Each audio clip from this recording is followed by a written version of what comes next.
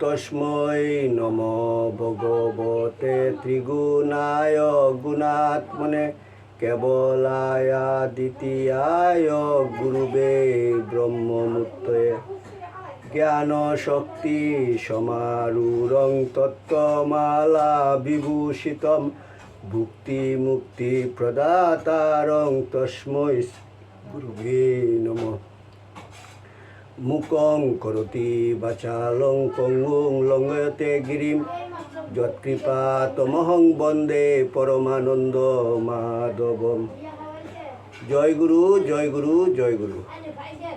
আসামবঙ্গীয় সারস্বত মঠ প্রতিষ্ঠাতা সদ্গুরু শ্রী শ্রী 108 স্বামী নিগমানন্দ সরস্বতী পরমহংসদেবের অন্যতম শিষ্য শ্রীমৎ স্বামী শিবানন্দ সরস্বতী প্রণীত বৈদিক ধারা অনুযায়ী নূতন ভাষ্য এবং শাঙ্কর ভাষ্য, রামানুজ ভাষ্য ও মাধ্য ভাষ্য সহ ঈশ উপনিষদ গ্রন্থ থেকে পাঠ। ঠাকুর, তোমার শ্রী গ্রন্থ পাঠ তোমার শ্রীচরণেই সমর্পণ করিলাম। নত্তা নিগমানন্দস্য গুরু শ্রী পাদ পঙ্কজম তনুমি তৎকথামৃতম তপ্ত জীবন শীতলম। জয় গুরু, জয় গুরু, জয় গুরু। পূর্বপাঠের পর আমাদের পঠিতব্য মন্ত্রটি ছিল ঈশ উপনিষদের 7ম মন্ত্র। যস্মিন সর্বাণি ভূতানি আত্মৈবা বুদ্বীজানত তত্র কো মুহ ক শুক একত্ব মনু পশ্যত। ব্রহ্মে প্রতিষ্ঠিত থাকিয়া সমগ্র সৃষ্টি প্রপঞ্চ যেন আত্মারূপে চেতনধর্মী রূপে আত্মপ্রকাশ করিতেছে। সৃষ্টির এই রহস্য যাহারা জানেন সেই সমস্ত অদ্বৈত দৃষ্টি সম্পন্ন ব্যক্তিরা কখনো জাগতিক সুখ ও মোহের দ্বারা অভিভূত হন না। মন্ত্রটির ভাষ্য বিবৃতি। ভারতীয় সাধনার ধারা স্বভাবতই অন্তর্মুখী। মন বুদ্ধিকে স্ববশে আনিয়া অন্তরের গভীর গহনে প্রবেশ করিয়া হৃদি রত্নাকরের অগাধ জলে অবগাহন করিয়া তাহারা যে মহাসত্যের অনুভূতি লাভ করিয়াছেন তাহাই তাহারা বেদ উপনিষদ প্রভৃতি শাস্ত্রে গ্রথিত করিয়া রাখিয়াছেন। ভাবি মানব সমাজের পথ নির্দেশের জন্য সৃষ্টির ক্রমোন্নতি মন বুদ্ধির স্তরে আসিয়াই পরিসমাপ্ত হইবে না। উহা মন বুদ্ধির অতীত বুদ্ধির স্তরেও পরিব্যাপ্ত হইয়া পড়িবে। চঞ্চল মন বুদ্ধির ক্রীড়নক মানুষকে মন বুদ্ধিকে বশীভূত করিয়া মন বুদ্ধির অধিপতি হইতে হইবে। মহাপ্রতিভার আধার দৈব মনের স্তরে আরোহণ করিয়া দেব মানব হইতে হইবে।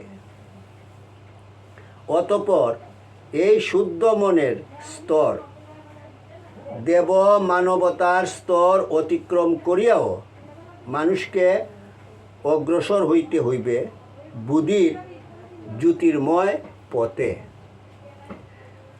বুদ্ধির আলোতে আত্মানুভূতির আলোতে আলোময় হইয়া মানুষকে হইতে হইবে জীবন্ত ভগবৎ বিগ্রহ।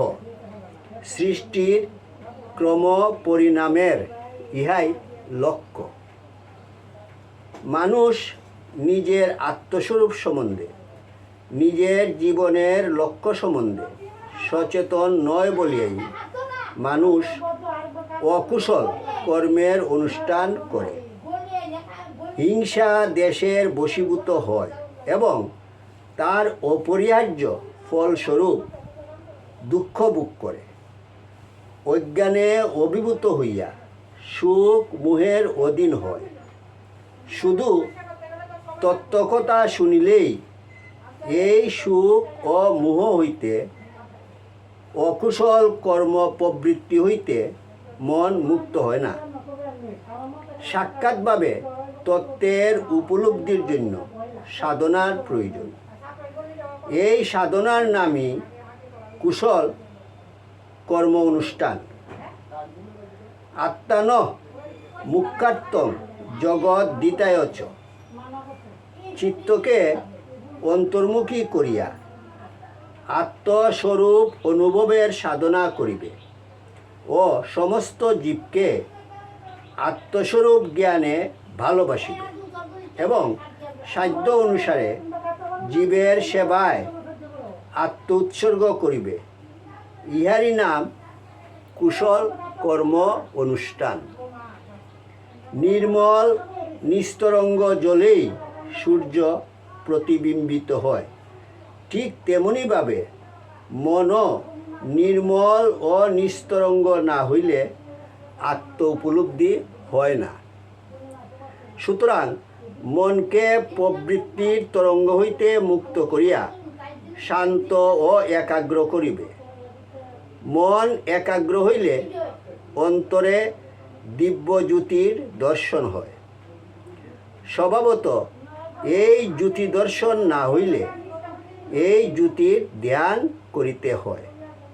প্রথমত নাভিদেশে সর্ব আকাশব্যাপী মহাজ্যোতির ভাবনা করিবে, অতঃপর হৃদ্দেশে এবং সর্বশেষে ভ্রূমধ্যে এই জ্যোতির ভাবনা করিবে। পাতঞ্জল দর্শনের সমাধিপাদে এই জ্যোতি ভাবনার কথা বিশেষভাবে উল্লিখিত হইয়াছে। বিশুকা বা জ্যোতিষ্মতী মন যখন কতঞ্চিত শান্ত হয়, একাগ্র হয়, মনের এক অনির্বচনীয় দিব্য সুখময় সাত্ত্বিকভাবে মন পূর্ণ হয়, তখন অবসাদ ও দুঃখাদি দূর হয়। মনের এইরূপ সুখশূন্য সুখময় অবস্থার নামই বিশুকা। মনের যখন এইরূপ সুখরহিত শান্ত অবস্থা লাভ হয়, তখন অন্তরে জ্যোতি ও জ্ঞানালোক প্রকাশিত হয়। অন্তরে প্রকাশিত আকাশকল্প অনন্ত জ্যোতির সঙ্গে নিজেকে একাকার বলিয়া মনে হয়। ইহাই মনের জ্যোতিষ্মতী অবস্থা। যে কোনো বস্তু অবলম্বনে চিত্তকে লয় করিয়া দিতে পারিলে অন্তরে ভূমা বা বৃহতের অনুভূতি জাগে। অন্তরে একটা অনির্বচনীয় শান্তি ও সুখের উদয় হয়। এই জন্যই সাধকেরা ধ্যানকেই সাধনার প্রধান অঙ্গ বলিয়া মনে করেন। মন একাগ্র হইয়া ধ্যানস্থ হইলে সাধকের অন্তরে প্রথমে ফুটিয়া উঠে জ্যোতি। সময় সময় পার্থিব পদার্থের জ্যোতিরূপ সাধকের দৃষ্টিতে তখন উদ্ভাসিত হইয়া উঠে। এই অবস্থায় একটি বৃক্ষ দেহ বা মানব দেহকেও দেখা যায় যেন উহা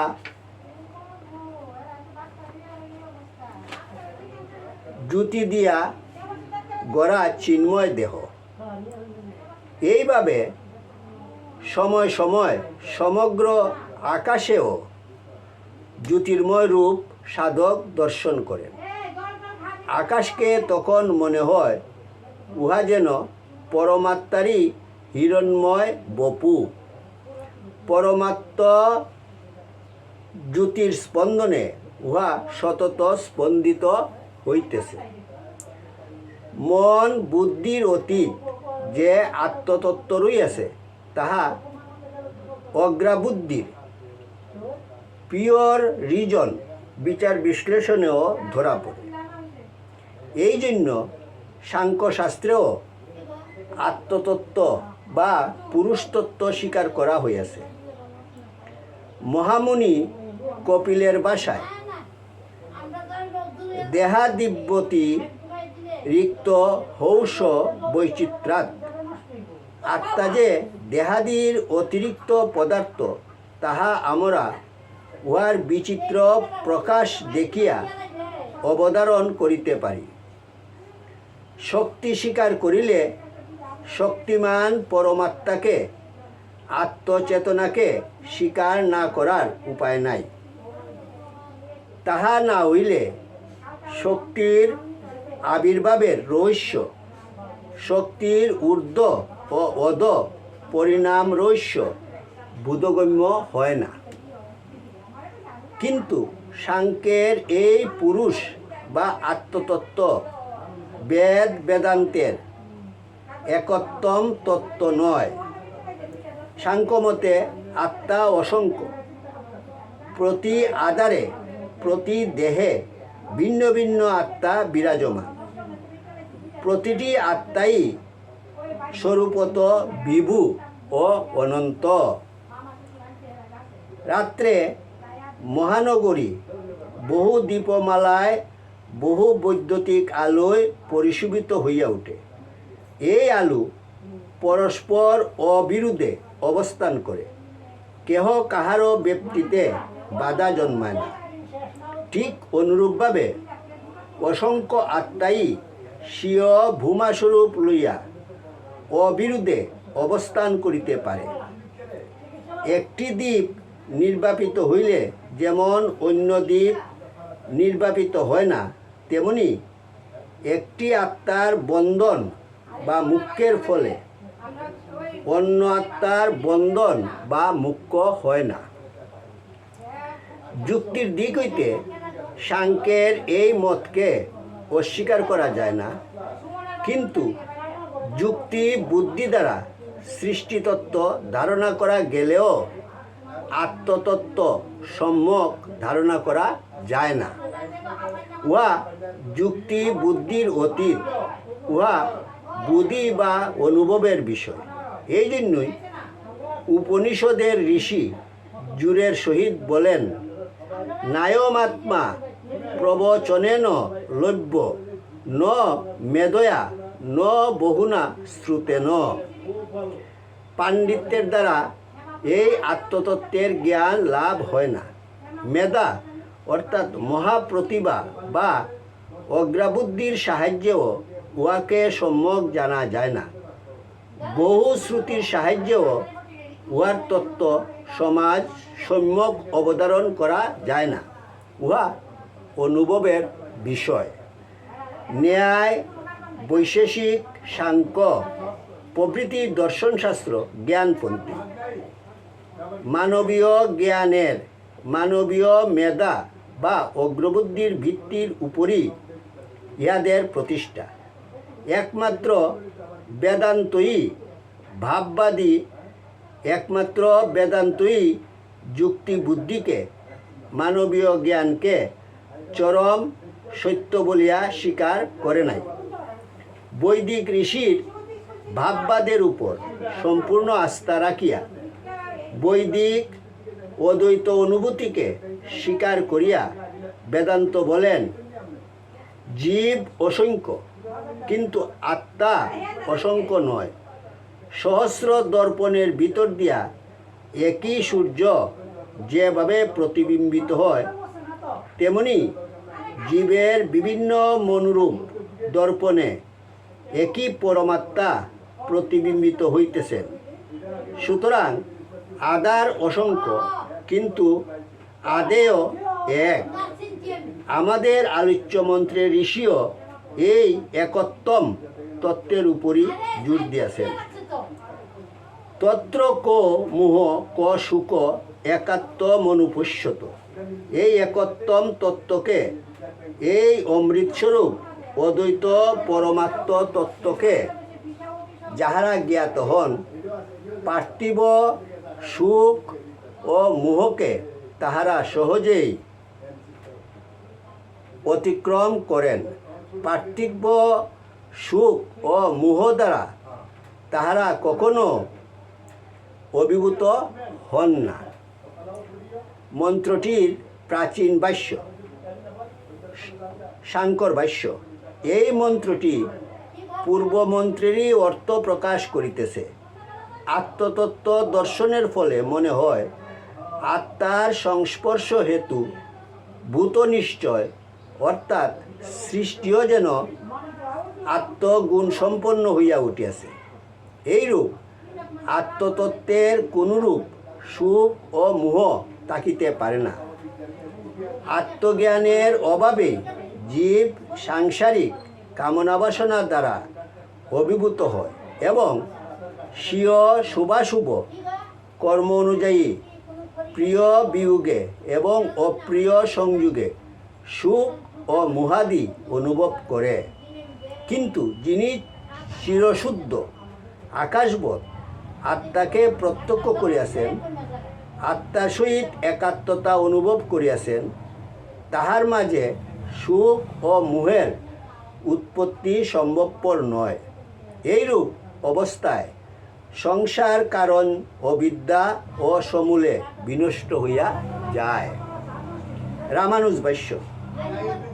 যাহারা সাধন বলে আত্মজ্ঞান লাভ করিয়াছেন, তাহারা জানেন এই সর্বভূত, এই সৃষ্টিও আত্মা ব্যতিরিক্ত আর কিছুই নহে। দেহ, মন, বুদ্ধি ও চেতনা লইয়া যেমন মানব সত্তা, তেমনি এই সৃষ্টিও পরম সত্তারই অন্তর্গত। এই সৃষ্টি যেন ব্রহ্মেরই দেহ। এই জ্ঞান লাভ করিলে পরমাত্মাকে আর সৃষ্টি হইতে স্বতন্ত্র বলিয়া মনে হইবে না। গুণী থেকে যেমন গুণকে পৃথক করা যায় না, তেমনি ভগবান থেকেও সৃষ্টিকে পৃথক করা যায় না। চূর স্থানুরীতি।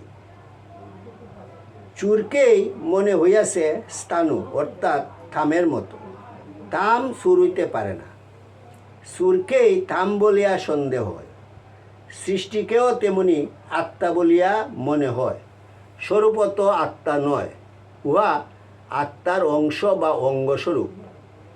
আত্মার সহিত সৃষ্টির এইরূপ সম্পর্কের বিষয় যিনি জানেন, সৃষ্টিও আত্মা ব্যতিরিক্ত আর কিছুই নহে, এই জ্ঞান যিনি লাভ করেন, তাহার আর সুখ মোহ কিছুই থাকে না। মৃত্যু ভয়েও তিনি ভীত হন না। রাজ্যাদি অপহৃত হইলেও তিনি শোকগ্রস্ত হন না। মাধ্যভাষ্য। ভগবান নারায়ণকে যিনি জানেন, তিনি নারায়ণকেই প্রাপ্ত হন। নারায়ণকে লাভ করিলে দুঃখ সুখেরও চির নিবৃত্তি ঘটে। ইহাই পিপ্পলাদ শ্রুতির মত। ভগবান বিষ্ণুর মাঝেই সর্বপ্রাণী নিহিত আছে, আবার তিনি সর্বপ্রাণীর মাঝে ব্যপ্ত হইয়া আছেন। অনাদি অনন্তকাল ব্যাপিয়া ইহাই চির সত্য। এই সত্য যিনি প্রত্যক্ষ করেন, তাহার আর সুখ বা মোহ থাকে না। তিনি সর্ববিধ ভয় হইতে মুক্ত হন। ক্রমশ পাঠ করা হইবে। ওং যদস্করং পরিভ্রষ্টং মাত্রাহীনং চ যদ্ভবেৎ তৎসর্বং কৈমতাং দেব প্রসীদ পরমেশ্বর। সর্বে ভবন্তু সুখিনঃ, সর্বে সন্তু নিরাময়া, সর্বে ভদ্রাণি পশ্যন্তু, মা কশ্চিৎ দুঃখভাগ ভবেৎ। ওং শান্তি শান্তি শান্তি। হরি ওম তৎসৎ।